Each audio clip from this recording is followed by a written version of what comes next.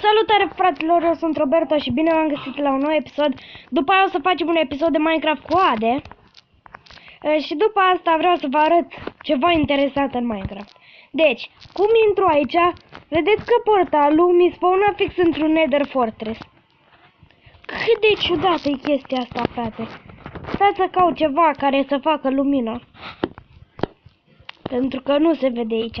Cât de ciudată e chestia asta, să te spawneze fix în Nether Fortress. Vă dați seama ce noroc trebuie să ai să pici așa. E greu să te spawneze așa. Uite torțele. Și hai să vedem cam cum e Nether Fortress-ul, că n-am mai pățit să mă spawneze în el. Sau să mă uit cam cum e el. Băi, n-arată rău, dar e creepy și e foarte întunecat. Pe cuvântul meu că n-am mai fost în viața mea prin Nether Fortress-ul ăsta.